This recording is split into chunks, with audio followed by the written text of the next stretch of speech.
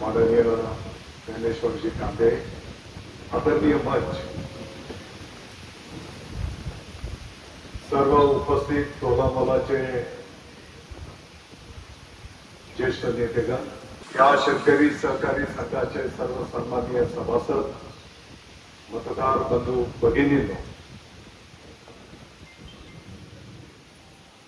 मला वाटतं की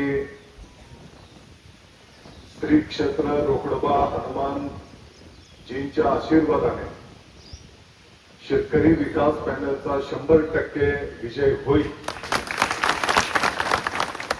हे आपल्या सर्वांच्या उपस्थितीवरून दिसून येत आहे. आपल्या मालेगावचे, आपल्या महाराष्ट्राचे सहकार महर्षी आदरणीय भाऊसाहेब हिरे साहेबांनी शेतकरी सहकारी संघाची स्थापना केली.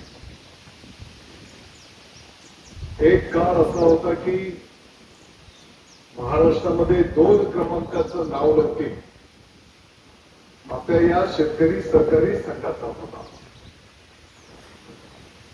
खूप जुन्या काळाच्या गोष्टी तर माझ्यासारख्यालाही माहिती नाही, परंतु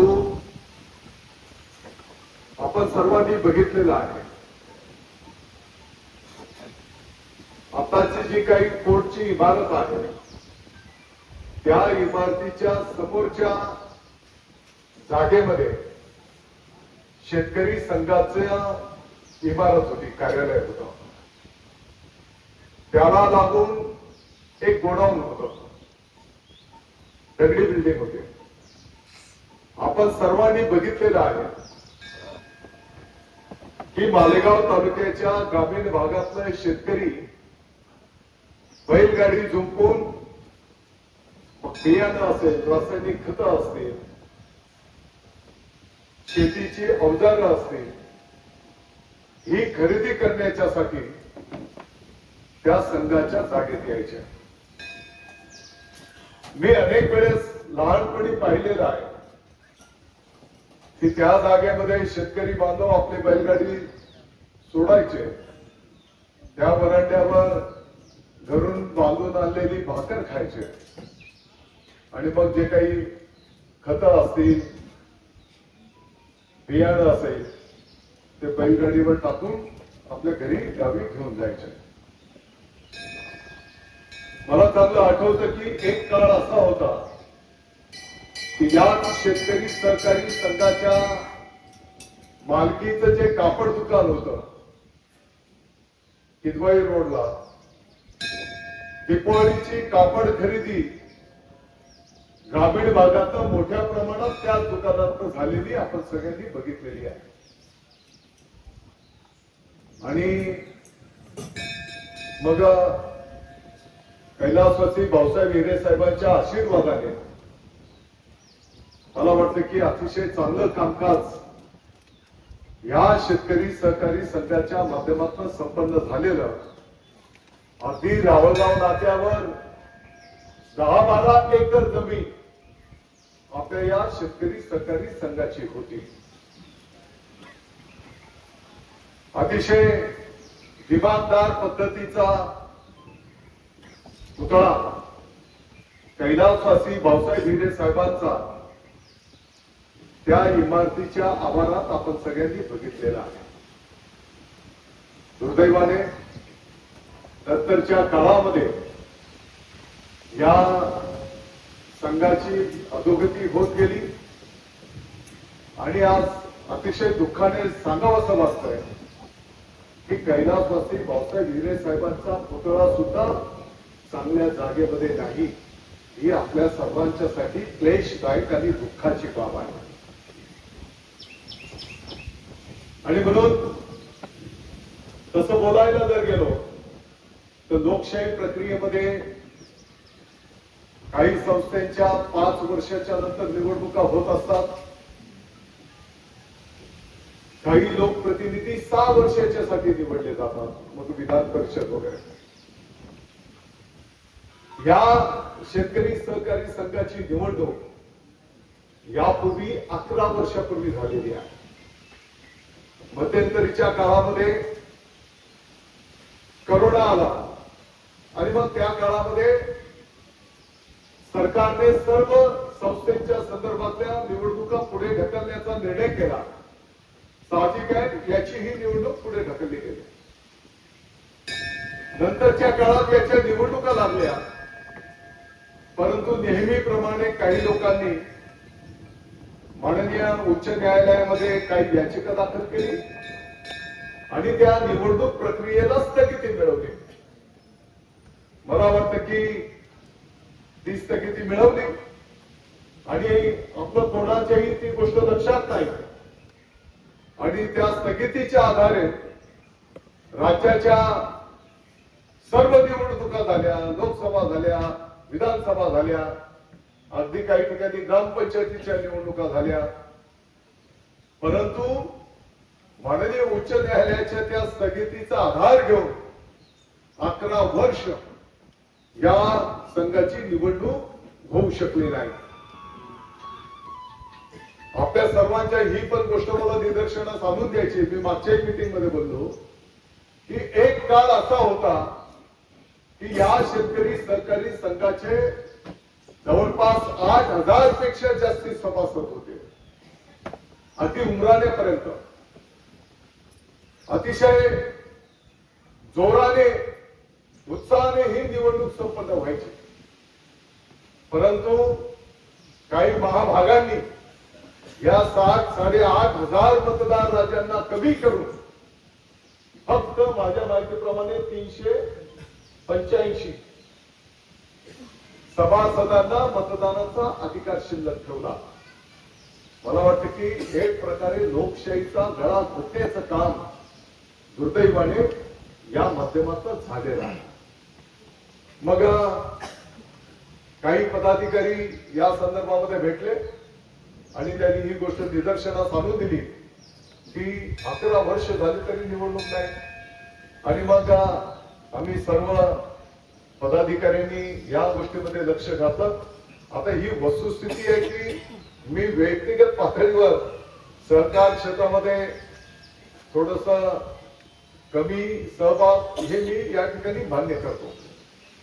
परंतु लोकशाही प्रक्रियेमध्ये शेवटी मतदार राजा सर्वश्रेष्ठ असतो. त्याला जे काही वाटतं तो त्याचा न्यायनिवाडा करत असतो. त्याच्या बाजूने जो काही कौल जातो तो कौल आपल्याला स्वीकारावा लागतो. आणि मग या विषयामध्ये पदाधिकाऱ्यांनी लक्ष घातलं आणि आज आपण जर पाहिलं तर माननीय उच्च न्यायालयाच्या निदर्शनास ही बाब त्या ठिकाणी आणून दिली गेली. आणि मग माननीय उच्च न्यायालयाच्या निर्देशानुसार न्याय निवाडानुसार आता या निवडणुकीची रणधुमाळी सुरू झालेली आहे. तसं म्हटलं तर एक काळ असा होता, सगळ्यांनी माहिती दिलेलीच असेल, सिमेंट इथं मिळायचं. त्या काळामध्ये त्याला काही रेशनिंग होतं, रॉकेल इथून मिळायचं. काळानुसार काही बदल होत जातात. तसं संघाला पण खूप संधी होत्या काळानुसार बदल करण्याच्या. दुर्दैवाने त्या केल्या नाही. आणि आज आपण पाहतो की कधी कधी पगार सुद्धा त्या कर्मचाऱ्यांचा होत नाही, अशी दुरावस्था आहे. मला या सभेच्या निमित्ताने आपल्या सर्वांना विनंती आवाहन करायचं आहे. आपण सर्वांनी जर ठरवलं तर परत एकदा ऊर्जिता अवस्थामध्ये या शेतकरी सहकारी संघाला आपण बाहेर आणू शकतो. मला वाटतं की पाठीमागच्या काळामध्ये काय बीओटी प्रकल्प केला गेला. संघाला तिथं जागा कार्यालय आहे की नाही हे पण मला माहित आहे का.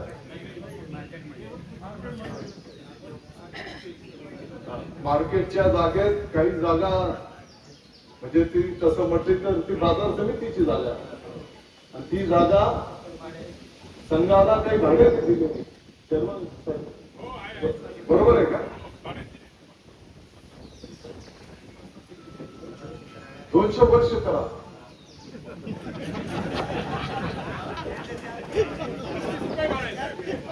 म्हणजे इथे पाय ठेवायला जागा राहणार तर हे पहिलेच माहित होत.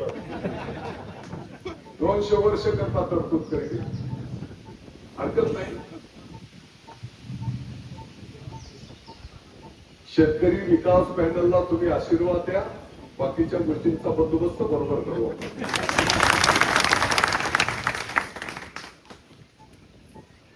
मला वाटतं की राजकीय जीवनामध्ये काही पथ्य पाळले गेले पाहिजे. कुठेतरी थोडीफार तरी नीतिमत्ता असली पाहिजे. ज्या कैलासवासी भाऊसाहेब हिरे साहेबांचं नाव संपूर्ण महाराष्ट्रामध्ये आदराने घेतलं जात आहे, त्यांनी स्थापन केलेल्या शेतकरी सहकारी संघाच्या आवारामध्ये त्यांचा पुतळा सुद्धा सन्मानाच्या जागेत नसेल तर ही आपल्या सर्वांच्यासाठी क्लेशदायक बाब आहे. आणि जसं मी बोलतो की नेहमीप्रमाणे माननीय उच्च न्यायालय वकिलांची फौज असते, तर कुठेतरी सत्ता अनुभवू शकते. आणि मग कदाचित समोरची बाजू कमी प्रमाणात माननीय न्यायालयाच्या समोर येते आणि मग त्या ठिकाणी जे काही बाजू समोर येते त्यानुसार माननीय उच्च न्यायालय न्याय निवाडा करत असते. आताच्याही घडीला अगदी मला आपला माघारीचा जो दिवस होता त्या दिवसापर्यंत माननीय उच्च न्यायालयामध्ये ही निवडणूकच होऊ नये. जे काही 873 नवीन सभासद 1200 पैकी त्यांची कागदपत्र उपलब्ध झाली, 873 सभासद त्यांनाही मतदानाचा अधिकार असू नये यासाठी धडपड केली गेली, केविलवाना प्रयत्न केला गेला. यांना मतदानाचा अधिकार असता कामा नये. माननीय उच्च न्यायालयाचे मी आपल्या सर्वांच्या वतीने आभार व्यक्त करतो की त्यांनी पवित्र न्यायदानाचं काम केलं. त्यांनी सांगितलं की ह्या लोकांचा अधिकार आहे. त्यांनी कायद्याच्या चौकटीत त्या ठिकाणी अर्ज, त्याचं फी, या सगळ्या गोष्टींची पूर्तता केलेली आहे. शेवटच्या दिवसापर्यंत धडपड चालू होती, परंतु शेवटी न्याय देवतेने न्यायदानाचं काम केलं. आणि म्हणून मी आपला जास्तीचा वेळ या ठिकाणी घेणार नाही. आपल्या सर्वांना विनंती आवाहन करणार आहे. सर्वप्रथम तर मी एक सक्षम उमेदवार इच्छुक होते, पण त्या सर्वांनी शेतकरी विकास पॅनलच्या सर्व नेते मंडळींच्या विनंतीला प्रतिसाद दिला आणि त्यांनी माघार घेतली. मी आपल्या सर्वांना विनंती करतो की त्यांचं टाळ्या वाजून आपण अभिनंदन करू. कदाचित आताच्या पेक्षा जे काही पॅनल आहे या पॅनलच्या प्रतिनिधींपेक्षा ते आणखी सरस होते, त्यांचा अधिकार पण होता. परंतु शेवटी जागा एकूण 15 जागा, एकूण जागा फक्त 15 आहे. आणि जे आपलं दैवत आहे छत्रपती शिवाजी महाराज, या दैवताची शिकवण आहे की सर्वांना सोबत घेऊन मार्गक्रमण करा. आणि म्हणून सर्वांना सोबत घेत कदाचित काही सक्षमांना थांबावं लागलं असेल, परंतु या पॅनलची निर्मिती करत असताना मी त्या दिवशी पण सांगितलं की मतदारांची संख्या,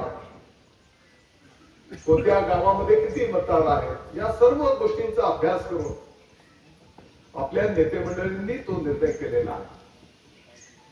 आणि कदाचित काही लोकांना जे थांबावं लागलं त्यांनी तात्काळ एका क्षणामध्ये तो निर्णय पण केला, अंमलबजावणी पण केली.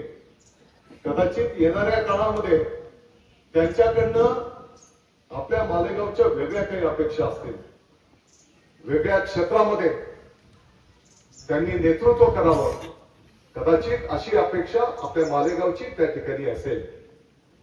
आणि म्हणून त्या सर्वांचं मी या निमित्ताने आभार व्यक्त करतो.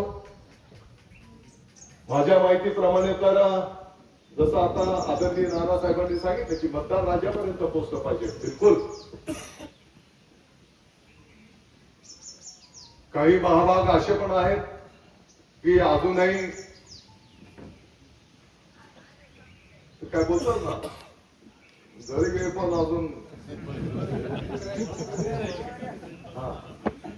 ते बाल शेपूट सुटी जात करते, बरोबर करत राहा. आणि चांगली गोष्ट आहे. खरं म्हणजे मला अपेक्षा होती की सर्वांनी एकत्रितपणे बसून उगाच हा निवडणुकीचा खर्चाचा बोजा सुद्धा संघावर पडायला नाही पाहिजे होता. काही सूचना कोणी केल्या असत्या, एक दोन पुढे पाठीमागे नेते मंडळी निर्णय पण केले असते, काय हरकत नाही. याला थांबवायला पाहिजे, थांबवलं असतं, निर्णय केले असते. आणि बिनविरोध निवडणूक जर झाली असते आणि बिनविरोध निवडणूक जरी झाली तर मतदार राजापर्यंत पोहोचणं हे आपली जबाबदारीच आहे. एक चांगला संदेश गेला असता. आणि आपण जर पाहिलं असेल तर समोरचं पॅनल सुद्धा पूर्ण होऊ शकलेलं नाही. किती उमेदवार उभे आहेत? 8 आहेत पण एक डबल आहे, 2 डबल आहे. म्हणजे 6 लोक 8 ठिकाणी उभा आहेत आणि एक जागावर 3 जण उभा आहेत. एससी जागेवर 3 जण आहेत, जागा एकच आहे. आपला एक आहे, समोरचे 2 आहेत. आणि 2 लोक तर डबल जागेवर उभे आहेत. आणि तुम्ही अभ्यास करा, ती यादी जर वाचली तर नाइलाजाने त्यांना उभं राहावं लागलंय नाही, कारण त्यांच्या घोंगड्या अटकलेल्या आहेत. लक्षात हो.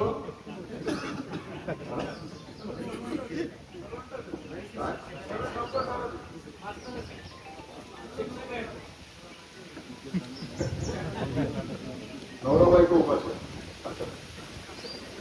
त्यांचा काय दोष आहे असं मी बोलत नाही, परंतु हरकत नाही. लोकशाहीला हे एक प्रकारचं आव्हान आहे.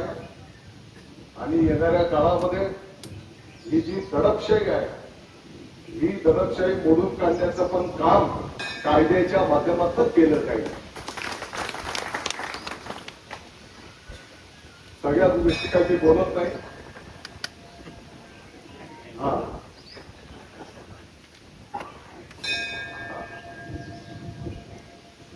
आता शेतकरी विकास झाला, मी आपल्या सर्वांना विनंती आवाहन करेन, मतदार राजे तर मला विश्वास आहे की ते 100% आशीर्वाद देते. या तालुक्याचा आपण सर्वजण मिळून त्या ठिकाणी विकास करण्याचा प्रयत्न करतो आहोत. ही काही सार्वजनिक निवडणूक नाही की ती यादी वाचली पाहिजे, परंतु आपल्या तालुक्याचा सर्वोच्च, मला जर कोणी व्यक्तिगत विचारलं की तुमच्या तालुक्याचे प्रमुख विकासाचे काय मुद्दे आहेत, तर सरळ गोष्ट आहे, पहिला मुद्दा आपला असा असतो की मालेगाव जिल्हा झाला पाहिजे. आता या निवडणुकीशी काही त्याचा संबंध नाही, परंतु मी आपल्याला आश्वस्त करू इच्छितो, येणाऱ्या काळामध्ये जेव्हा या महाराष्ट्रामध्ये नवीन जिल्ह्यांची निर्मिती होईल त्या निर्मितीमध्ये मालेगाव जिल्हा हा अग्रक्रमाने जिल्हा झालेला असेल. माननीय मुख्यमंत्री महोदय, माननीय उपमुख्यमंत्री महोदयाचे त्या पद्धतीचे सुतोवाच आहेत. 2 क्रमांकाला जर मला विचारला तर मला वाटतं की गेल्या 40-45 वर्षांच्या पासूनचा नार पार गिरणा नदी जोड प्रकल्प हा आपल्या तालुक्याच्यासाठी आमच्या भावी पिढीच्या दृष्टिकोनातून एक म्हटलं तर एक प्रगतीचा मानबिंदू ठरू शकेल असा हा प्रकल्प आहे. आणि म्हणून या संदर्भामध्ये सुद्धा आपल्या सर्वांना माहिती आहे की मागच्याच महिन्यामध्ये त्या प्रमुख कामाची पण वर्क ऑर्डर झालेली आहे. कदाचित आचारसंहिता संपल्याच्या नंतर विधान परिषदेची जी आचारसंहिता आहे ती संपल्याच्या नंतर स्वतः माननीय मुख्यमंत्री महोदय, माननीय उपमुख्यमंत्री महोदय, माननीय जलसंपदा मंत्री महोदयांच्या उपस्थितीमध्ये, कारण ते काही फक्त मालेगाव पुरतं नाही तर नाशिक जिल्ह्याचे काही तालुके आणि जळगाव जिल्ह्याचे काही तालुके त्यांच्या हिताचा तो प्रकल्प आहे. परंतु मला अभिमानाने सांगायचं आहे की नार पार गिरणा नदी जोड प्रकल्प रोकडोबा हनुमानजींच्या आशीर्वादाने, आपल्या पूर्वजांच्या आशीर्वादाने त्या प्रकल्पामध्ये मालेगावच्या विकासाच्या दृष्टिकोनातून आपण बारीक बारीक गोष्टींचा समावेश त्या ठिकाणी करून घेतला आणि त्या 4000च्या पेक्षा जास्ती कोटींचा जो प्रकल्प आहे त्याच्यामध्ये आणखी 450 कोटी रुपये फक्त मालेगावच्या पाण्याच्या संदर्भामध्ये त्या कामांचा समावेश तत्कालीन 2024 मध्ये त्या ठिकाणी करण्यात आला आणि त्याचाच एक भाग म्हणून गिरणा डावा कालवा, उजवा कालवा, वसंतसार कालवा याचं क्षमता वाढवण्याचं काम त्या ठिकाणी आता सुरू करण्यात आलेलं आहे. पहिल्या टप्प्यामध्ये माती भरावाचं काम, दुसऱ्या टप्प्यामध्ये त्याच्या स्ट्रक्चरचं काम त्या ठिकाणी संपन्न होणार आहे. आणि म्हणून त्याच्यासोबतच अनेक कामं आहेत की त्या कामांची आपल्याला त्या ठिकाणी अपेक्षा आहे. जिथपर्यंत शेतकरी विकास पॅनलच्या माध्यमातून शेतकरी सहकारी संघ, आता जसं आदरणीय सुरेश नाना निकम साहेबांनी सर्व नेते मंडळी बोलले, आपल्या केंद्र शासनाचे सुद्धा सहकार क्षेत्राचं बळकटीकरण झालं पाहिजे अशा प्रकारचे निर्णय आहेत. या देशाचे नेते आदरणीय अमित शहा साहेबांकडे हे डिपार्टमेंट आहे आणि म्हणून सहकार क्षेत्राच्या विकासाच्यासाठी अनेक चांगल्या योजना त्यांनी त्या ठिकाणी पुरस्कृत केलेल्या आहेत. मला वाटतं की आपलं संचालक मंडळ सुद्धा अतिशय अभ्यासपूर्ण त्या ठिकाणी चांगले उमेदवार दिलेले आहेत आणि ते चांगला अभ्यास करून त्याचं प्रारूप त्या ठिकाणी तयार करते. आणि माझ्यासह आम्ही सर्व नेते मंडळी केंद्र शासनाकडे, राज्य शासनाकडे जेवढ्या योजना आहेत त्या योजनांच्या माध्यमातून आपल्या शेतकरी सहकारी संघाची प्रगती कशी होईल, सामान्यातल्या सामान्य शेतकऱ्याला न्याय कसा मिळेल या दृष्टिकोनातून काम त्या ठिकाणी केलं जाईल. हा शेतकरी सहकारी संघ परत एकदा उचित अवस्थेत कशा पद्धतीने आपण आणू शकतो त्या दृष्टिकोनातून या ठिकाणी काम केलं जाईल एवढंच मी या निमित्ताने सांगू इच्छितो. मला वाटतं की कदाचित काल परवाच आपण निरोप दिले तरी कालच निरोप दिले तरी एवढे मोठे संख्येने मतदार राजे या ठिकाणी आलेले आहेत. आता कोण ज्योतिषीची गरज नाही की 100% कब्बशीचा विजय होणार आहे. आणि 2004 नी कब्बशी सगळ्यांना माहिती. आम्ही सर्व नेते मंडळींनी सांगितलं की पहिले तुम्ही अर्ज द्या, कारण ज्याचा पहिला अर्ज असतो त्याला ती निशाणी मिळत असते. नाना आपण 2004च्या निवडणुकीत विमान निशाणी मिळाली पाहिजे असं सर्वांनी निर्णय केला होता. त्यावेळेस एवढा कायदा कानून माहित नव्हता. परंतु जेव्हा आम्ही विमान निशाणी मागायला गेलो 2004ला,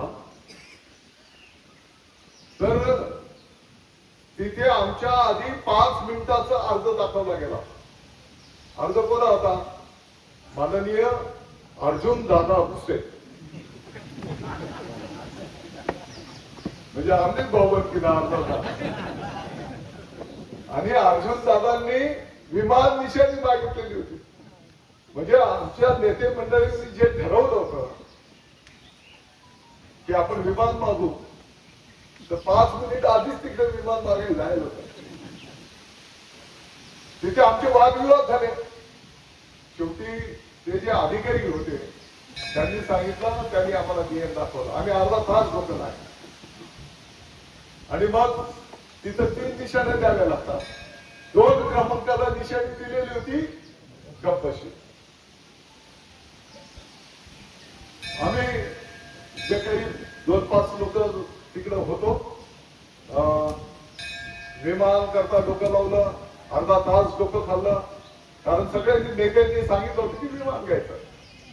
परंतु जेव्हा असं दिसलं की कायद्यामध्ये ते बसतच नाही, तो शेवटी दुःखी मनाने आम्ही कप्पशी, ठीक आहे कप्पशी द्या.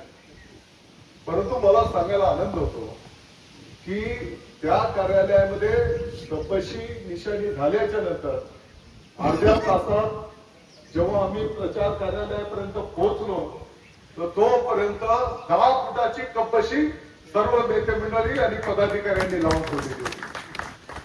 आणि एवढंच नाही, दुसऱ्या दिवशी जेव्हा आम्ही प्रचाराला गेलो ग्रामीण भागामध्ये, तर प्रत्येक जण कप्पशी सांगत होता. मी म्हणतो बरं होईल ना की विमान नाही मिळणार. विमान मिळतं तर कदाचित डोक्यात हवा घुशी जाते.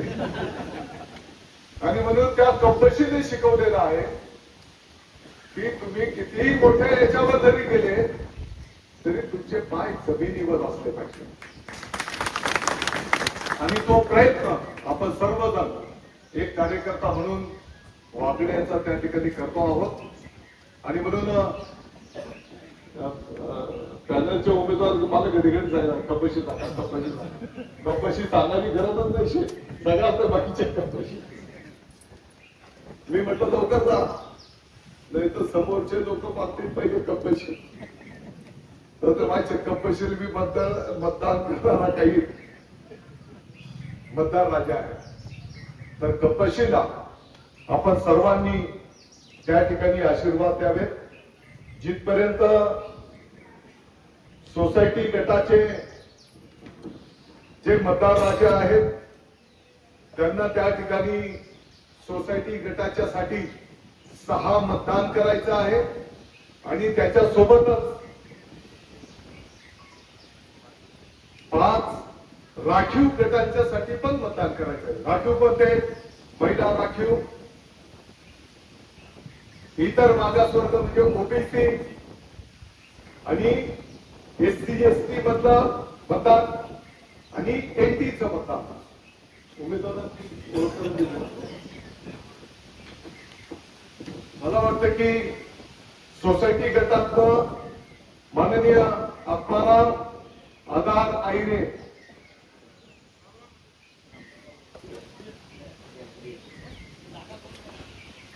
याची निशाणी काय आहे?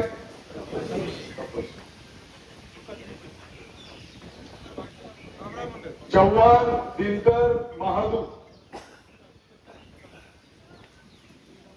आपल्या लुल्ल्याचे दिनकर चव्हाण यांची काय निशाणी आहे?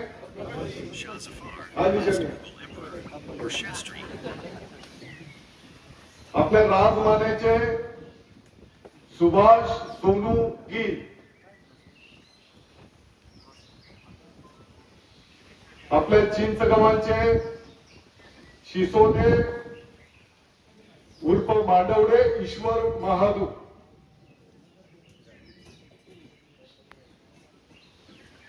याची निशाणी सचिन एकनाथ साळुंके. यांची निशाणी आकाश मधुकर हिरे. यांची निशाणी कप्पशी. आता हे झाले 6 उमेदवार सोसायटी गटातले.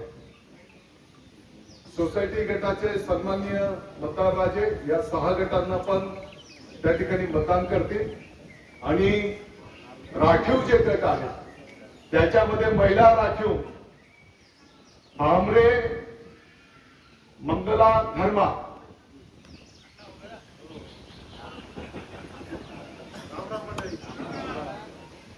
त्यांची निशाणी, त्याच्यासोबतच म्हणजे 2 मतदान द्यायचे महिला गटाच्या साठी.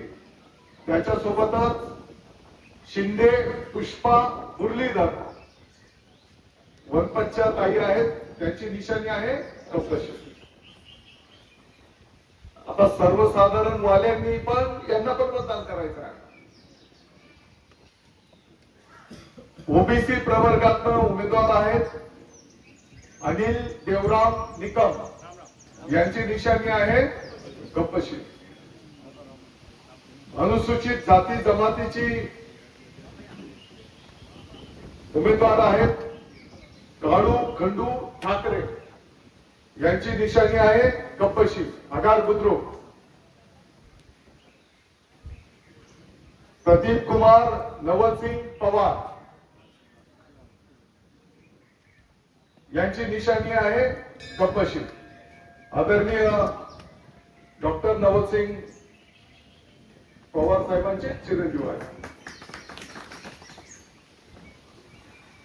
व्यक्तिगत गटातनं जे 4 उमेदवार द्यायचे असतात त्याच्यातले उमेदवार आहेत देवरे मधुकर देवमन, यांची निशाणी आहे कपशी.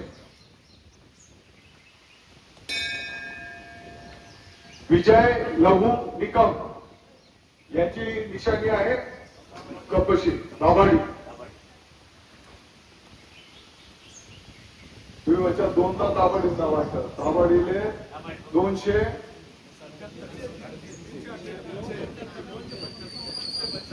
275 मतदार. शेवाळे रवींद्र बळीराम तेहरे, यांची निशाणी आहे कपशी.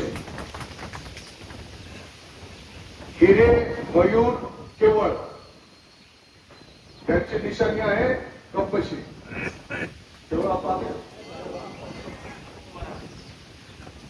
केवळ आपाचे सुपुत्र. तर सर्वसाधारण मध्ये हे 4 आणि ते 5 राखीवचे 5. तसं सगळं माहिती आहे.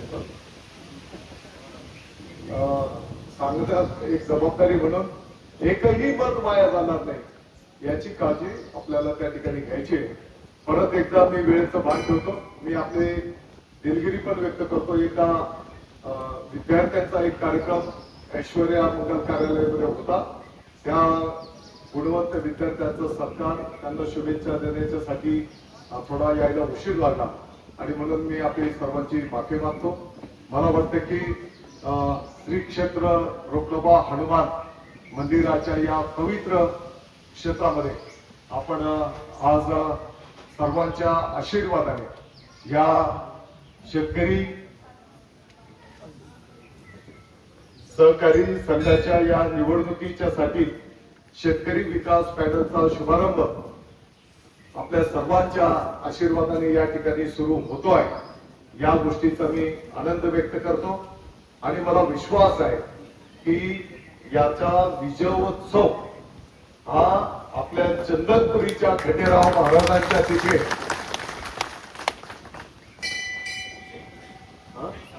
विजय सभा खंडेराव महाराजांच्या इथे म्हणजे तिथे पण जे काम झालेलं ते दाखवण्यासाठी तिथे मी शाकाहारी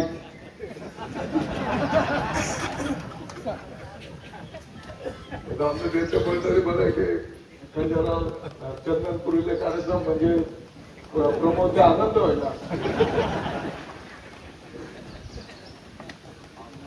म्हणजे तिथे पण कशा पद्धतीने जसं आता सरपंच साहेब सांगत होते की बाबा रोकडोबा हनुमान मंदिराचा परिसर कशा पद्धतीने विकास होतो आहे। येणाऱ्या काळामध्ये आणखी एक चांगला विकास तुम्हाला या ठिकाणी होताना दिसून येणार आहे। आणि दुसरं रुग्णवालाच नाही तर मालेगाव तालुक्यातले जेवढे जेवढे आपले तीर्थक्षेत्र शेवटी त्या देवाच्या आशीर्वादाने आपण सर्वजण आहोत आणि म्हणून त्या सर्व तीर्थक्षेत्रांचा विकास झालेला आपल्याला या ठिकाणी दिसून येईल। आता या निवडणुकीच्या व्यतिरिक्त माझी आपल्या सगळ्यांना विनंती आव्हान असणार आहे। साधारणपणे 15 जून पासून नवीन शैक्षणिक वर्ष सुरू होत आहे। आपल्या प्रत्येक गावाच्या ज्या शाळा आहेत, शाळा कोणती पण असू दे, जिल्हा परिषदची असू दे, इंग्लिश मीडियम असू दे, कोणत्या एखाद्या संस्थेची असू दे, त्या सर्व शाळांमध्ये विद्यार्थ्यांचं स्वागत करणं, त्यांना शुभेच्छा देणं, ज्येष्ठांनी आशीर्वाद देणं हा कार्यक्रम संपूर्ण महाराष्ट्रामध्ये आयोजित केलेला आहे। मागच्या वर्षाला दादासाहेब स्वतः महामहिम राज्यपाल महोदय विद्यार्थ्यांचं स्वागत करायला, शुभेच्छा द्यायला मुंबई महानगरपालिकेच्या शाळेत उपस्थित होते। स्वतः माननीय मुख्यमंत्री महोदय पालघर जिल्ह्याच्या एका जिल्हा परिषदच्या शाळेमध्ये स्वतः उपस्थित होते। माननीय उपमुख्यमंत्री महोदय एकनाथजी शिंदे साहेब सातारा जिल्ह्याच्या जिल्हा परिषदच्या शाळेमध्ये स्वतः उपस्थित होते। तत्कालीन उपमुख्यमंत्री महोदय अजितदादा पवार साहेब पुणे जिल्ह्याच्या नगरपालिकेच्या शाळेमध्ये स्वतः विद्यार्थ्यांचं स्वागत करायला, शुभेच्छा द्यायला स्वतः उपस्थित होते।